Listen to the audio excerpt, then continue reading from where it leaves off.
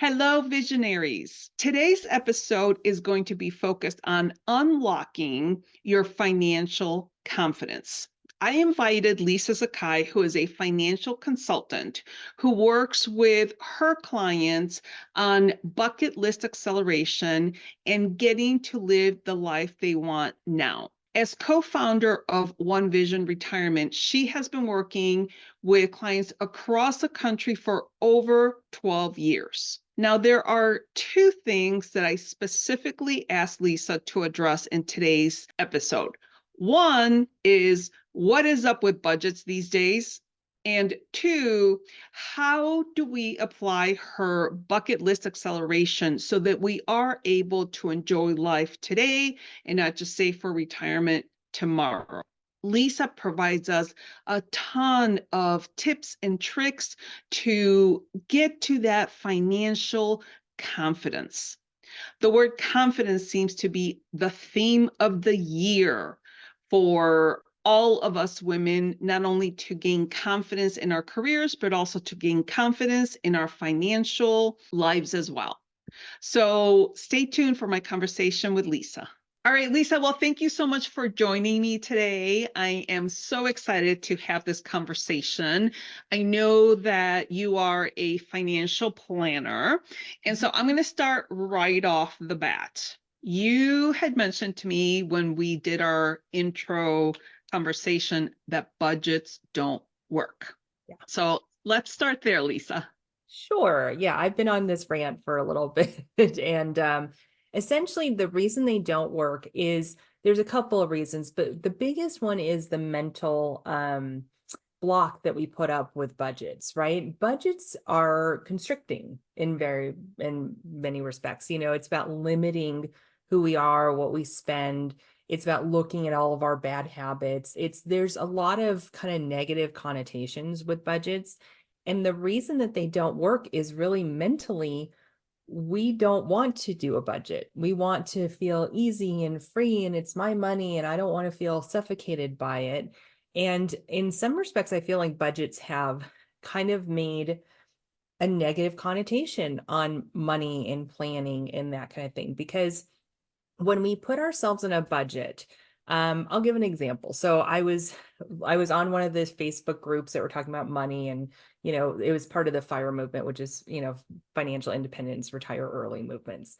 And this lady posted her written out budget, and I was interested, of course, because I do this for a living. So I was looking at it, and she had some items that I was like, is this aspirational or is this what you actually are going to do? Because she has a family of four. She said she had two teenage boys, and eating out was only going to be $100 a month.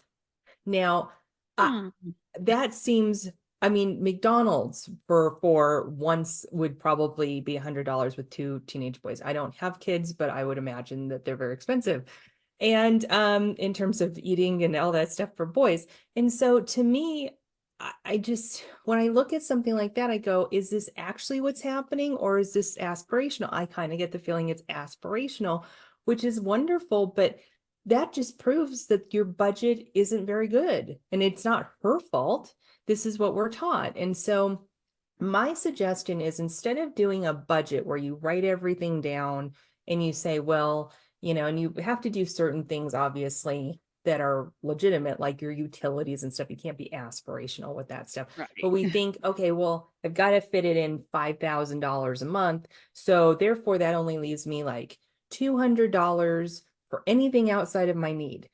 That's not going to happen. Right. It's just not. And so instead of doing a budget, I suggest actually just taking a moment and looking at your accounts. Look at your bank account, look at your credit cards, and see what you're spending your money on. Observe, how much are you spending? When are you are there certain days you spend more than other days? You can track your emotional spending. So there are days that I just, I do this too. I'm not perfect. So there are days that I spend more because I'm emotional, and that's the way, instead of going to eat something, I do that instead. There are things that you can track, and you can start to see patterns in your own spending and curb them that way. And that, I think, is a much more useful tool. Take 10 minutes a week to do it. and you're going to see some really good results. Whereas I feel like budgets, you write them down, they go in a drawer. You say, oh, I'm going to do it. And then your spreadsheet kind of just sits there for a while. Your list is in the drawer and needs to be dusted off in 2 months, 2 years, whatever it is. It just doesn't, it's not motivating enough. There's no action to it. There's an action of making it, but there's no action step afterwards of how to implement it really. Right. That makes so much sense. So it's basically you're on a money diet. And we all Mhm. know that diets don't work, Yeah. because, or they might work for a period of time. And then afterwards, you're like, oh, screw it. I'm tired of counting points or, whatever the Yeah, situation is. exactly. But I like how you said that, to like recognize your emotions, because that is definitely going to be an impact. And especially like, for example, today's like rainy out there and it's just kind of like, so instead of cooking, I'm like, oh, I'd rather go eat something. And by the way, I was at a doctor's office a couple of days ago. It was kind of late, so I knew I was going to have to pick up something for me to eat. My husband had already eaten. And I stopped by a restaurant called The Patio. It was just a chicken breast with vegetables and waffle fries, rice pilaf, and it was $30. Oh And I was gosh. like, holy camole. Like, so they charged me extra for the sweet potato fries. They obviously the rice pilaf was a side, but the sweet potato fries was like an upcharge of 350. Oh And then goodness. the rice was like 250. I was like, holy cow, how did I go from a plate of like $12, to $25 or something like that? I was like, oh my gosh. So I do feel that $100 for a Mhm. family of four adults or teenagers Yeah, is very unrealistic, because it even my is. husband and I, we've said we used to be able to go out for breakfast for like 30-35 bucks, and now it's 50 bucks. So same breakfast, we haven't really changed anything. So Mhm. it really, obviously, with the pandemic and everything, times have changed. But so I like your alternative about kind of looking at your budgets or I'm sorry, your spending, like credit card statements, things like that, and try to be more realistic. Now, I know for us older people, we were kind of used to reconciling our checkbooks and things like that. Although I will admit I don't do that anymore because it's not as necessary. But how how are young people, and when I say young people, like people that are starting out in their careers, Mhm. how are they managing their money, or how are they not managing their money is probably a better question. Yeah, I think probably the majority of them don't manage it, which I can't say is surprising. Most of us, turn to our kids or turn to the kids in our lives and we go, you should start early because, we've all had this talk. I wish I had started my 401k early and all this stuff. And whether they do it or not, most of them don't probably. But I would say there are some good tools. There are things like mint.com or you need a budget, which I know I just said don't use budgets, but it helps at least kind of understand where you're spending your money on. Mhm. I think also the biggest thing is, I do have some younger clients. I have a client that's 24 right now. And he started with me when he was very young, actually. And he is funny. They have a goal, nobody's really asked them what they want. And I think that if they have a conversation about like, what is it that they really want? Do they want to buy a home? Do they want to go on vacations? Do they want to just have tons of spending cash to be able to hang out with friends? Whatever that is, that's what they should be saving towards. Mm, It's not that I think that you shouldn't save for retirement when you're 24. However, I think you do have some time to make up, as long as you start in the 30-ish area, right? But I think the problem that we have mostly with the younger people is that they aren't saving at all. And so they're starting to get into credit card debt on oh, top of student loans or other debt that they have that they don't quite understand how it works. yes. And essentially, when that happens, now we're in debt, trying to get out of debt in our 30s or in our late 20s, instead of saying, okay, I had a great time. Now it's time to start saving. They actually already have that saving muscle already ready to go. And they just change it from parting with friends saving money to, now it goes to a brokerage account, a Roth, whatever it is that they can do.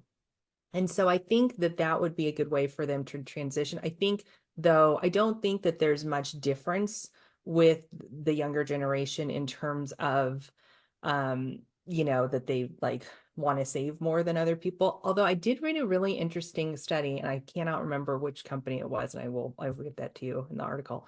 But they did a whole study on millennials, and not millennials, the Z generation, which is that younger generation starting. Mhm.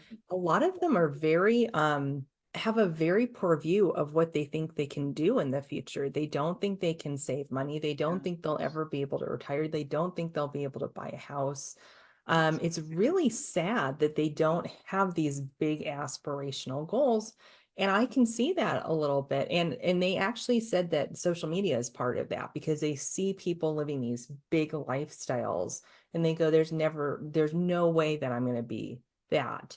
And they don't really see that, the everyday life, the Mhm. amount of work that those people had to do. Maybe that trip was free for some reason, like there's just different things that they're not seeing, and they're taking social media as like, this is what life is going to look like, and I'm not going to make that, which is Right. really interesting. I also read an article, I think it was Wall Street Journal, that just talked about how the younger generation is not, a lot of them decide not to go to college, that they're going to trade schools, and Yeah.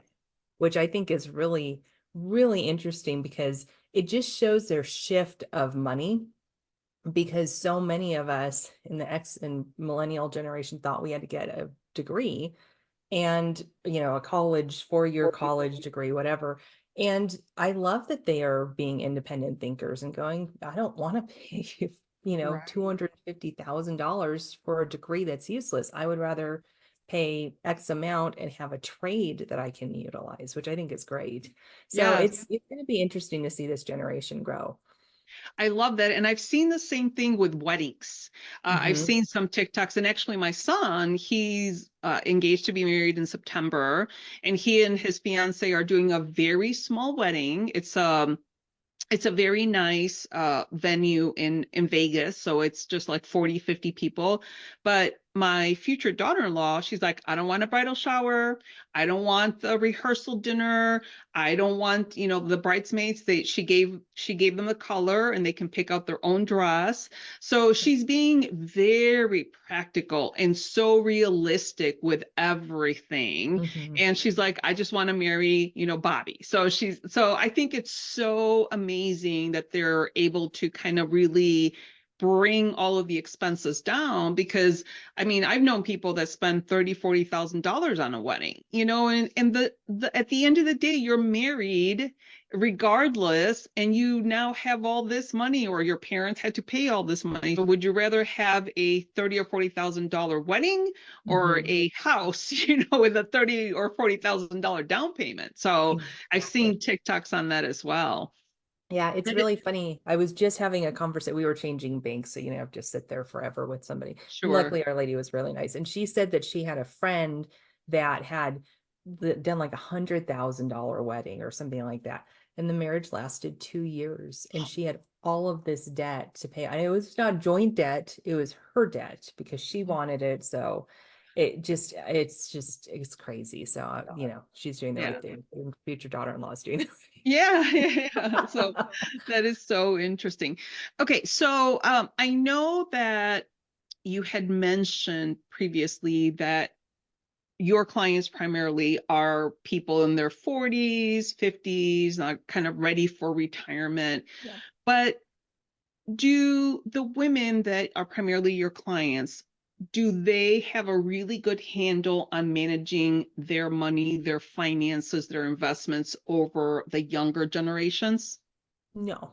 I mean, they do in some, well, it's kind of a double answer. Okay, so yes, they do. They have a better handle on that, but they don't think that they have a better handle on it. So there's a mental capacity that happens with the emotional side of it, where a lot of the women have done lots of really good things, but I would say probably 9 out of 10 that come to me say, I'm a financial mess. I have no idea what's going on. I haven't done anything right. Everything's all over the place. It's horrible. And realistically, they've done a lot of really good things. They've saved to their 401k, they've maybe done a Roth, They're like, well, I just did that because my dad told me. Well, you did something. That's great. Like it's funny, we tend to think that we're not doing a very good job with our finances when really we're doing just as well as our husbands are, maybe better in some Mhm. respects, or men in the generation. But we tend to think that we don't know what we're doing when it comes to this stuff. And I think it's because women don't talk about money very much. And I unfortunately see that same thing happening with the younger generation. It's not in our culture to talk about money. We talk about money in a really strange way in some respects. So I was at a conference. This conference, for some reason, this moment really stood out to me because I go to conferences. I'm a business owner. And so we've all gone to these conferences where you sit there and they say, who wants to make, blah, blah, blah money? Who wants to be a millionaire in 3 years or whatever it is, right? And everybody stands up and goes, yeah, that would be great, wonderful. But at the same time, it was funny. I was sitting there and something occurred to me, and this was not derogatory to anybody in there, but something occurred to me saying, but what would you guys do with that money? Do you know how you would handle it? Do you know what you want to do with that? Would you just reinvest it in your business, which is okay, but would you have a plan, a strategy, or anything with this money? And it's funny because I don't think any of them did. So we Mhm. all want to make a lot of money because we feel like that would show us that we're successful. But I've seen very successful business owners, multi-million dollar companies who are just so afraid of their money, so afraid of their Mhm. books. And we have people out there who will tell them, well, you just hire somebody for the money. You don't need to worry about that. And Oh, that just sinks in even deeper that you don't know what you're doing. So therefore you have to get somebody else to do it, which they do. And I disagree. I think the money is the pulse in your business. If you don't know what's happening with it, that's how people get taken advantage of, unfortunately. absolutely. And Absolutely. Well, so, a perfect example, just that's, common, famous person, Britney Spears. Britney mhm, Spears is the perfect example where her family took over her entire earnings and she couldn't buy gum. She couldn't buy anything. Like it's just like they had her.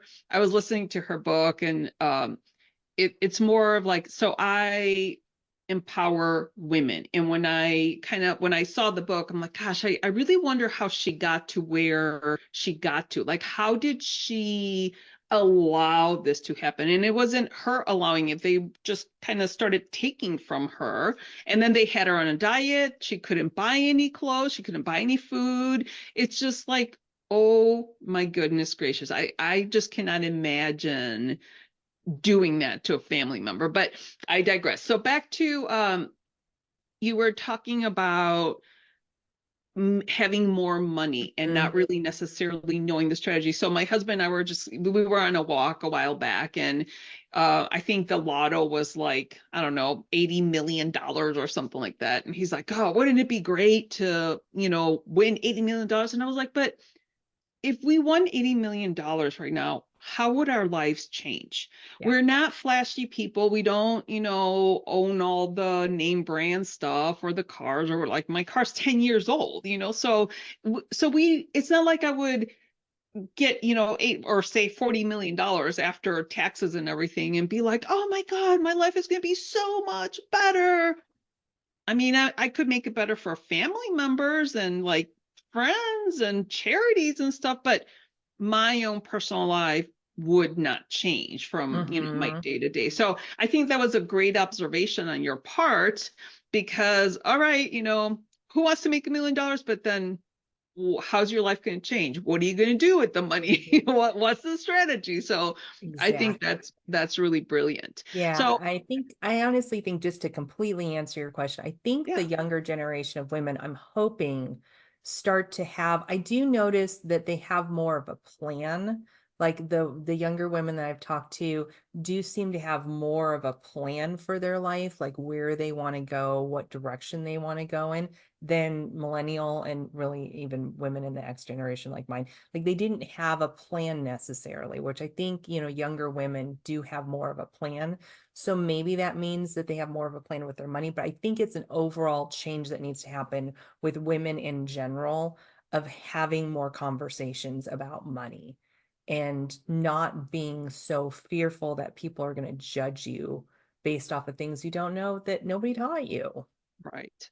Yeah. And also not being afraid of not following the trends, not having the purse or the car or the house or whatever, because I think that's when people get in trouble. There's there's a very prominent neighborhood close by us, and sometimes you walk by and the front rooms are completely empty. So they have this huge house, and then one of my sister calls them house poor. So they have the house, but then they have no cash, no money, older cars, things like that. So Yeah. I always think it's kind of interesting how things are. And I do think the younger generation, both in their careers, they know what they want, they know what they don't want, which is companies that don't have integrity and Mhm. have some kind of social contribution plan, something like that. So I like the fact that you said that that you're noticing that some younger women have a good plan. So Yeah. that's fantastic.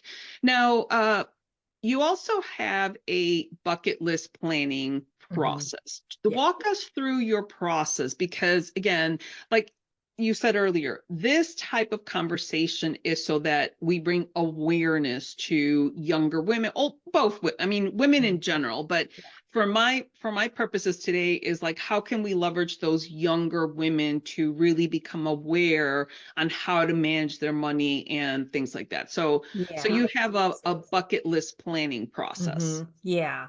So I think, and I hopefully the younger generation is better at this. I know for my generation, it's not good. And actually, even the millennials are having a hard time with this, which is we sit down and what I was noticing on a typical retirement planning discussion is I say, what do you want to have happen? And everybody would name the exact same things. I want to retire. I want to travel. I want to spend time with friends and family. I want to not run out of money. And I want to do, and they list like little tiny hobbies, like, I want to be able to paint more or something. I'm like, okay, that's fine. But they wouldn't really, there was no detail to anything. And I remember just started pushing a little bit. I started asking more questions. I'm like, where are we going for your first vacation in retirement? And there's no answer because they hadn't thought about it. They just thought about traveling. Like that's what you're supposed to do in retirement is travel, or you're supposed to do this, or you're supposed to do that. And they just hadn't even thought about like where's their first place that they're going to go. Some would say, oh, I want to go to Italy. I'm like, oh, great, where are we going in Italy? Well, I want to go here and here. Okay, great. I said, where are we going after that? You said you want to travel, where else are we going? And then they get stuck on that one, like they're like, huh? I said, well, there's other places, obviously. You said travel a lot, like where are we going? And so it's funny because I feel like when we hit retirement, we think life begins. So Hmm. people are funny because retirement's such a weird word. It's every either I want to retire tomorrow. Like I get that joke all the time, when do you want to retire? Tomorrow, and then I have to laugh at it, but that's okay. And so anyhow, That's funny. and then I get the people who are like, I am never retiring because my brother's friend's cousin, died 2 weeks after he retired and he waited his whole life. And there's always the story, right?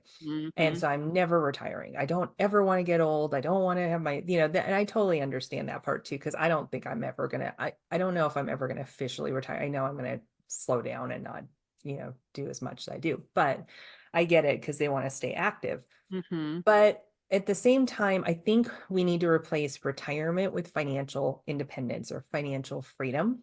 Hmm. And when we get to financial independence, where then that's at 50 or 65 or 70 or whatever time that is, what do we want to be as people? And the problem is that we're so worried about getting there that we don't explore who we are and what we want in life.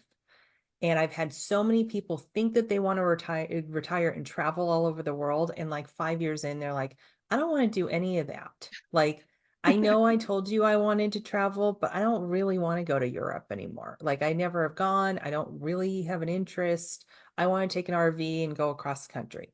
Great. Like, but the problem is, and I'm not saying that people can't change their mind, but they've never explored anything while they were working in order Mm. to figure out who they are in their financial freedom time. Hey everyone, I am so excited to announce that the Unlock the Leader Within membership is finally launched and live. This segment is brought to you by our very own No Woman Left Behind. The Unlock the Leader Within membership was designed to empower you in your corporate career to advance your career with confidence. Confidence is so lacking these days. When you join the Unlock the Leader Within membership, you will gain the ability to become a high performer. You will have your custom career roadmap and more than anything. And the thing that's most exciting to me is that we will build an amazing community of like minded, ambitious professional women that are there to help and support and learn from each other. This incredible membership is up and running, so check it out. Go ahead and scan the QR code over here, or if you're listening to this episode, go to the episode website and click on the Unlock the Leader Within membership to check it out. And now back to our episode. So, bucket list planning is twofold. A, it's to get people to explore and do some stuff before they retire.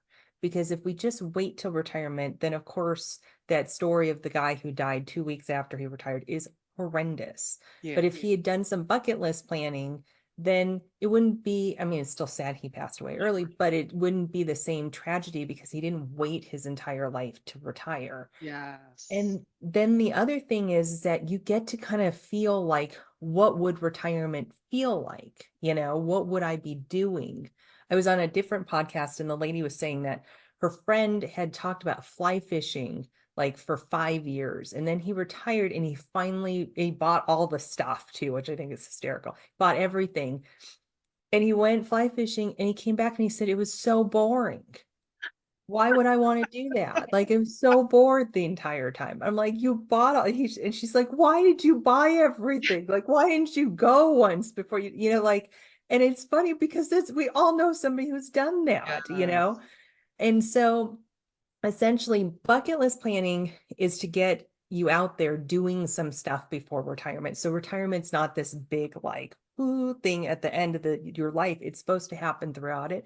Also, I find that women in general, we tend to put everybody in front of us, right? Everybody else's vacations, you have to go visit mom and dad. That's my vacation this year, all this stuff. Not that you don't want to visit mom and dad, but that's Sure. not a vacation. Right. That's seeing your family. Yeah. And so we never actually do anything for us that we want to do. And we keep pushing it off and pushing it off. And, I have clients who do this. I have friends who do this. They're like, oh, I'm going to go to France someday. Okay, it's been 5 years. When are we going to do this? Like, when are we? So basically, bucket list planning is to actually have some kind of goal, like going to France, let's say, and we're going to put a time on it. We're going to say, in 2026, June of 2026, I'm going to France.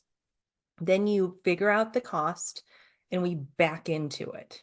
And we Mhm. go, okay, this is how much I need to save. And maybe you can't get to that point right away, but we start to like kind of figure it out. And maybe we have to push it out a little bit. Maybe it's not 2026, maybe it's 2028, but it's okay. We have a deadline, we have an amount that we're going to be saving, and we have a strategy on how to save it. And so people are funny because if we actually put this stuff in and you start saving towards something, the chances of it happening are much higher. You are going to Yes. have a much more fulfilled life. You are going to understand how to control your money better than you did before because you're not just throwing it on a credit card and figuring out how to pay for it later. And you're figuring out do you like international travel? Do you want to go back in retirement? Do you want to do, you're figuring out who you are outside of work, outside of your family, outside of those obligations that you have. And Mm. so there's just a lot of layers that happen. And it's funny, I was on a call this morning with a client and they were like, well, what if they changed their mind about what their bucket list items are? I'm like, that's fine. Let's do that instead. And they kind of looked at me and I said, because it's not about the thing at the end. It's about the money that you have available to do what you want with it. Right. My husband has a Corvette fund. I put quotes Uh, because I don't think he'll ever buy a Corvette. We have this discussion all the time. And he's like, I don't know if I'm going to buy the Corvette. I'm like, it's okay. We have the money. It goes to something else, goes to a different vehicle if we want to do that, or it goes into our retirement. It's right. fine. Like nobody's ever complained about having too much money saved. Right. So that's the whole Oh, idea for bucket list planning. I love the bucket list planning. So a couple things come to mind. First of all, I think it's so funny about older men trying to buy Corvettes because the Corvettes are really low to the ground and I it's really know. difficult to get in and out of the car. It's like even for me, Mhm. it's like how can a grown man, older man in their 60s, 70s be able to like climb in and out of his car that's I so have low? no idea. That's why we were going to buy it earlier, but now he's like, I don't think I want to buy. I'm not sure if I really want it. I'm like, that's okay. That's That fine.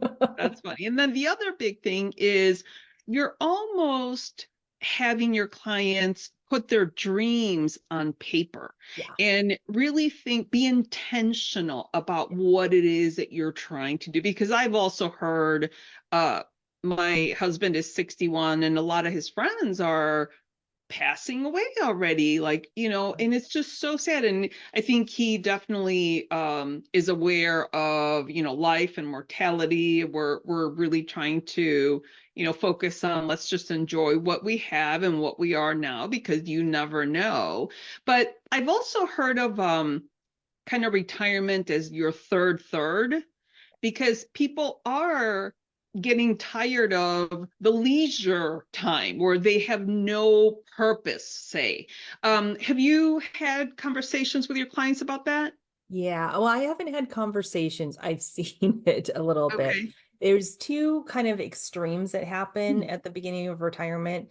Either you've got people who are just petrified of spending any money, Mm. because now their income streams, turned off. You're not working anymore, and so therefore you have you just are petrified to spend any money. So I have people like that. And I have people, I'm like, you gotta take some money out. Like you got like government's gonna make you take it out pretty soon. So you start taking some money out. And then you've got people who go crazy. And we Mm. say, oh, you can pull, $4,000 a month from your accounts, and they're pulling like eight. Oh, And I'm like, okay, well, this is not, see, the plan just went away. Like you can't do that. And they just want to enjoy their lives.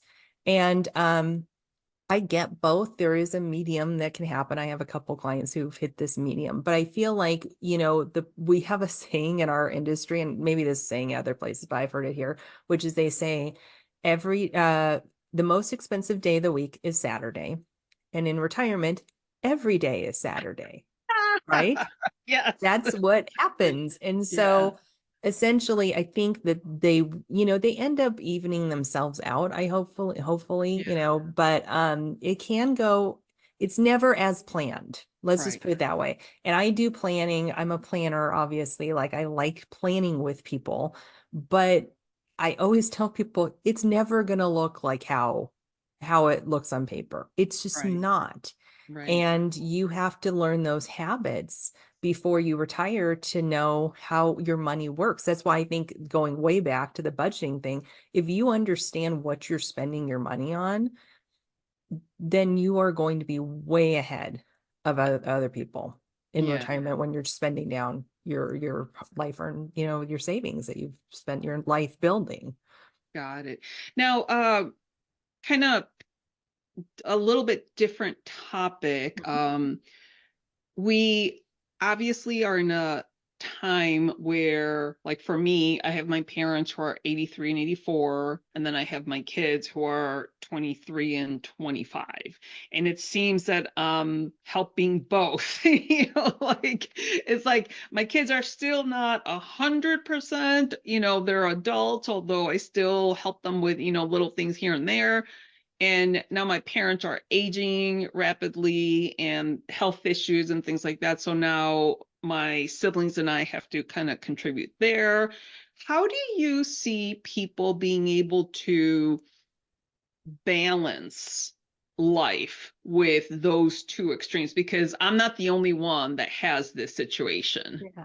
No, it's the sandwich generation is huge. And we've been talking about it for a long. I remember being in like middle school and hearing teachers talking about being sandwiched in the sandwich generation.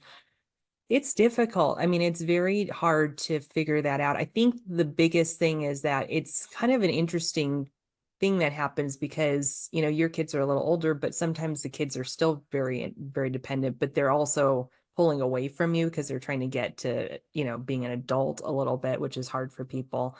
Um, I think the biggest thing is that you just have to make sure that you're taking time for yourself.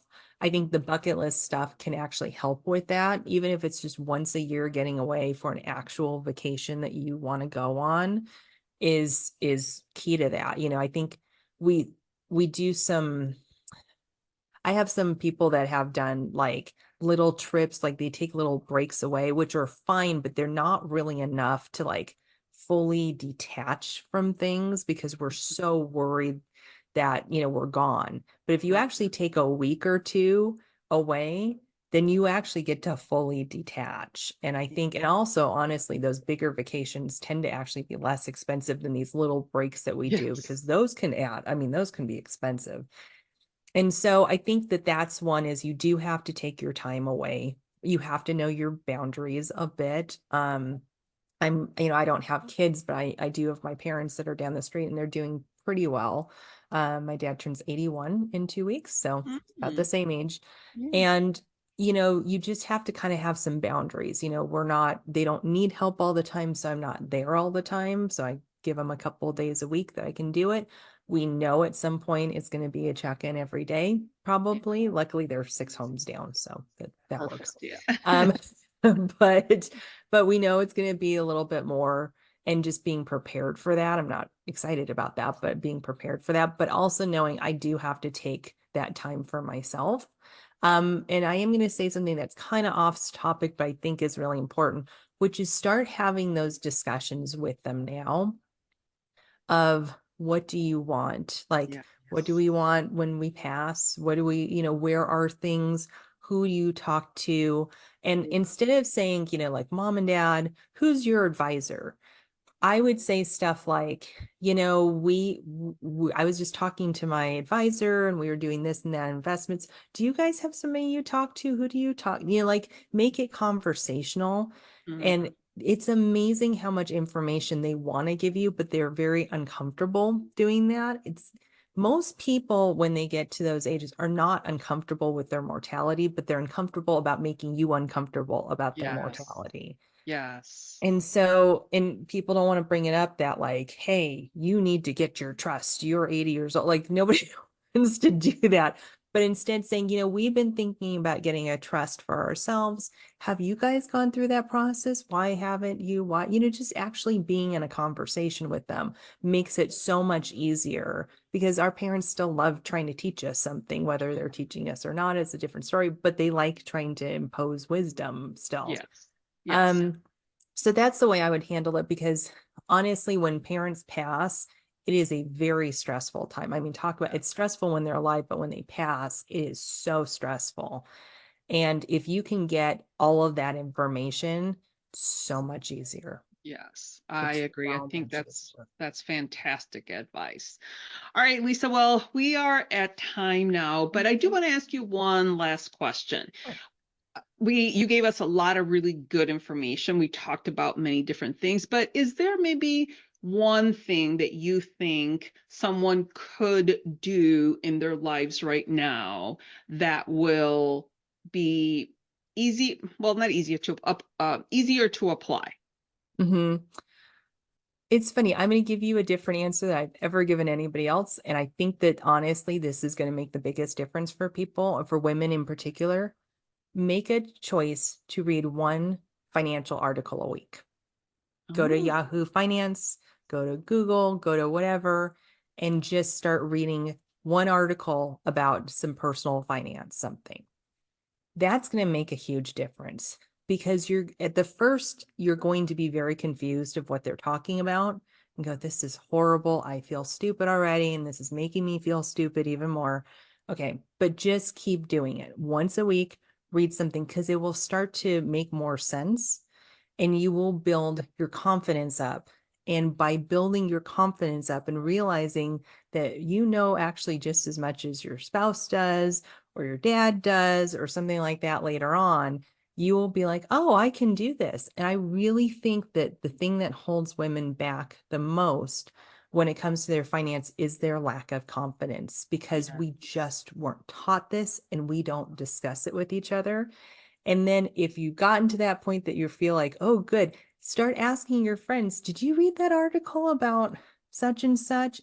They get them to start, let's start having more conversations about money. You don't have to give them personal information, but if Mhm. we can just start building that into the female culture, I think we are going to be so much better off as a whole. Oh my gosh, I absolutely love that. That's a brand new recommendation Yes. here. I have not gotten it before. So thank you so much for giving us all of your wisdom and sharing everything with us. Again, we are here to empower women.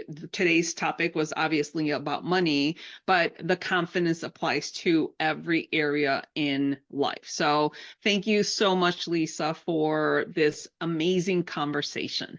Thank you so much for having me. This was really fun. I'm so grateful that Lisa was able to share so much wisdom about how we can become more financially confident. Not surprisingly, she said that budgets do not work. It's like being on a permanent diet, and nobody wants to be on a permanent diet. So if you didn't listen to that part, go back and listen to that part where she gives us recommendations on how to manage our money. The second recommendation that I think was a good takeaway, and this might not relate so much to the younger people, if you're younger than 40, for example, but if you're 40 and older, she said, try things out while you're working before you retire, things that you think you might want to do when you retire. A good example that she gave is a gentleman retired. He thought he was going to love fly fishing, and then he tried it and he was bored out of his mind. And he had already bought all the equipment. The one tip for you to be able to implement in your life right away is to go to Yahoo Finance or any financial publication of your choice and read one article a week. At the beginning, the information may not be very clear, but as you continue to read the article once a week, you're going to start picking up the lingo and you're going to start understanding it more and more. And that will definitely give you more financial confidence. That word confidence, once again, seems to be the theme for 2024. So, with that, I again am so grateful that Lisa was able to impart so much wisdom and knowledge so that we can become more financially confident. Thank you so much for joining us today. All of Lisa's contact information will be linked on the episode website. And I also want to remind you that the Unlock the Leader Within membership is live and out in the world. If you would like to join us, you can go ahead and scan the QR code right here. The Unlock the Leader Within membership was created to help you become a high performer, to create your custom career roadmap, and most importantly, to be part of a community where we help and support each other. I know that so often you are stuck at work in a situation that you don't know what to do.